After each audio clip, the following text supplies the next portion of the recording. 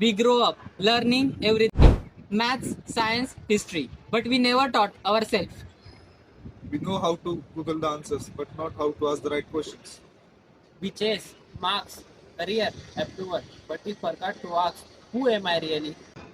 It's time to explore not just the world but ourselves.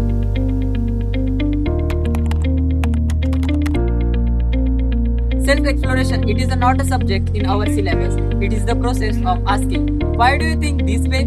Why do you feel empty even everything seems fine? Why do you react with anger when actually feel hurt? It's not about judging ourselves. It's about observing honestly. It's not about fixing everything. It's about understanding what's really going on inside. Because when we know who we are, it's stop predicting to someone we are not. Right understanding is like seeing clearly, not just with the eyes, but with the heart and mind. It's when we stop seeing people as them and start seeing them as human like us. People with same needs, same dreams, and same fears. Right understanding means we don't blindly accept or blindly reject. Instead, we look deeper with honesty and with patience. It helps us to go beyond fear, beyond ego, into reality, into what is and not what we assume. Because of this misunderstanding, we stop creating conflicts, we stop creating distances, and we start building trust. Right understanding doesn't divide, it connects.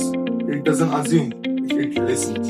It doesn't fight, it harmonizes. And when understanding becomes clear, our thoughts become right, our choices become right, and slowly our life itself becomes right. This is the power of right understanding. Everyone talking, everyone's posting, everyone's performing, but no one truly listening. Not to others or not to the world, not even to themselves.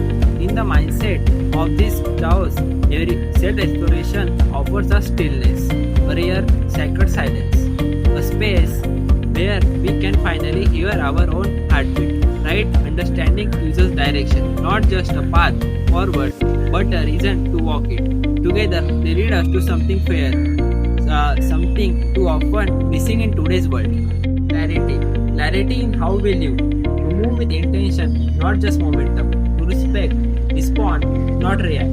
To be present, not just productive. Clarity in how we love. To see people, not prophets. To connect with compassion, not convenience. To offer presence instead of performance. The third one is clarity how we live. To guide with purpose, not ego. To build, not just brand. To influence through authenticity, not image. A world that constantly pulls outward, that tells us to be more, do more, or want more. Knowing yourself becomes your compass. It's how we find peace in the noise, meaning in the mess, and purpose in the mess. Not by escaping in the world, but by understanding our place in it, not by silencing others, but by learning to truly listen to ourselves because we know who we are. We stop needing the world to tell us, and in what that knowing, we find freedom, we find clarity. I used to blame the world for my stress. Then I looked within and I found the acceptation, the real cause. I used to think success meant doing others wrong, but when I explored deeper, I realized I just wanted to feel good. I used to react, argue, fight, but then I paused and realized what's really going on inside me. This is not weakness, it's awareness. This is not philosophy, it's a life. Self-exploration teaches us to listen ourselves. Right understanding teaches us to live with clarity.